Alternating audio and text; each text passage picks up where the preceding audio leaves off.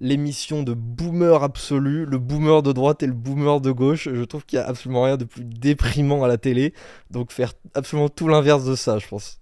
Deux boomers de droite, selon moi, mais moi, ça, c'est mon point de vue.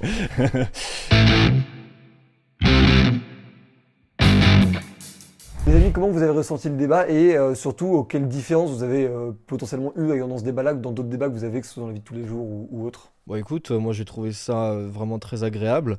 Après c'est vrai que le PCF, surtout la ligne Roussel, c'est une gauche qui est un petit peu particulière, hein, qui va pas à fond dans le wokisme et tout, qui est une gauche très mainstream aujourd'hui. Mais je trouvais ça très intéressant, ça a été extrêmement agréable. Et puis c'était sur un sujet aussi hyper intéressant. Donc moi j'ai vraiment grave kiffé le débat en fait.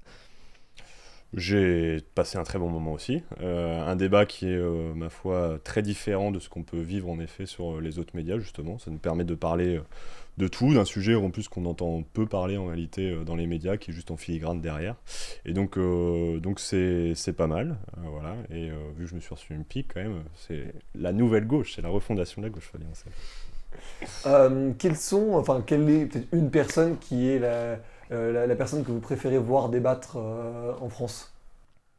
Ah, c'est une bonne question. Jadis, j'aurais dit peut-être Éric Zemmour, je pense. C'était vraiment le débatteur le plus performant. Aujourd'hui, dans son rôle politique, c'est pas exactement la même chose.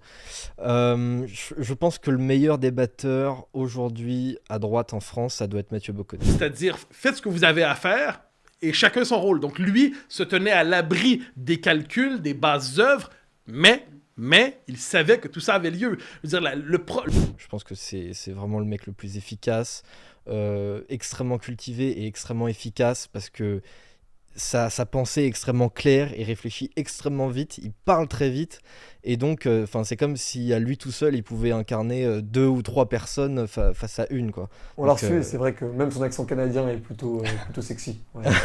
C'est pour dire. Non, mais moi je vais pas être très original, mais Fabien Roussel, parce que c'est justement celui qui, à gauche, on ne l'attendait pas là où il était. Il a permis de dépoussiérer un peu justement cette gauche qui était un peu en perdition, qui stigmatisait une partie de la population parce qu'elle prenait sa voiture, parce qu'elle mangeait de la viande. C'est la gauche authentique, c'est la gauche populaire et c'est la gauche qui pourra devenir majoritaire demain. Et moi ça me fait beaucoup de bien d'entendre enfin une voix à gauche dans laquelle je me retrouve pleinement. Qu'est-ce que vous souhaitez à l'écosystème médiatique maintenant, en fait plus globalement, qu'est-ce que vous souhaitez qu'il change dans cet écosystème? Plus de dialogue, plus de débat, plus de conflits verbal aussi. Moi, je déplore énormément le consensualisme de certaines émissions. Il y a notamment une émission, je pense qu'elle est la quintessence des chaînes d'infos. C'est une émission, je sais pas si elle a encore lieu aujourd'hui, mais il y a quelques mois c'était encore le cas, sur LCI où il y a Luc Ferry et l'autre Daniel Cohn-Bendit. Ah là là, ça y est, on est à nouveau en 68. Oui, Non. on descend s'il vous plaît. En un tout petit 68, peu. on savait ce que c'était le communisme. Continuez Eh le oui. C'est pas des réacs comme toi qui nous vont nous Ah l'apprendre. ben moi j'étais de Landaru, de l'autre côté de toi, et c'est moi qui avais raison, pauvre Je truc. sais, t'as toujours raison. Bon, ben non, mais en l'occurrence, franchement, Non, et là, en excuse-moi, mais l'occurrence, L'émission de boomer absolu, le boomer de droite et le boomer de gauche. Je trouve qu'il n'y a absolument rien de plus déprimant à la télé. Donc faire absolument tout l'inverse de ça, je pense. Deux boomers de droite, selon moi, mais moi, ça, c'est mon point de vue.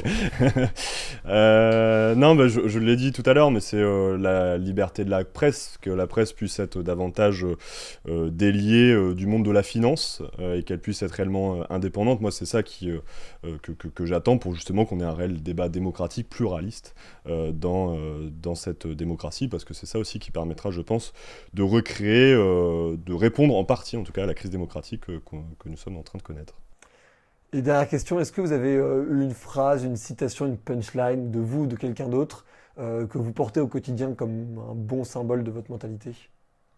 Non, pas vraiment. Je fonctionne pas forcément comme ça. Surtout, j'ai une tendance à aimer rapidement des citations et les oublier assez rapidement. Du coup, je m'en reprends d'autres à chaque fois. Au lieu de m'en tenir... dernière en date, justement, je repensais à celle de Bocoté de tout à l'heure, qui est pour moi extrêmement importante, surtout pour le débat qu'on a eu, donc je peux la répéter. C'est la gauche a été si longtemps dominante qu'il lui suffit d'être contestée pour se croire assiégée. Et la droite a été si longtemps dominée qu'il lui suffit de se sentir, enfin d'être entendue pour se sentir dominante. Et je pense que c'est une citation qui à elle seule résume tout le débat qu'on vient d'avoir, à mon avis.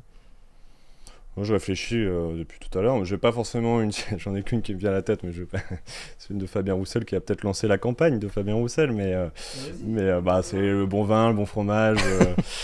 Un bon vin, une bonne viande, un bon fromage, pour moi c'est la gastronomie française, mais pour y avoir accès, il faut y avoir des moyens.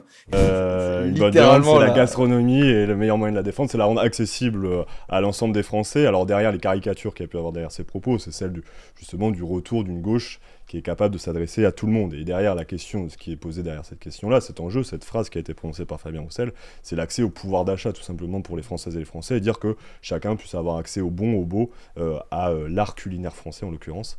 Moi, c'est une phrase qui je pense qu'il faut faut peut-être un peu s'en détacher, mais qui derrière en fait représente beaucoup et représente justement le retour de cette gauche populaire. Top, merci beaucoup. Merci à vous. Merci. Cette émission du Crayon est maintenant terminée.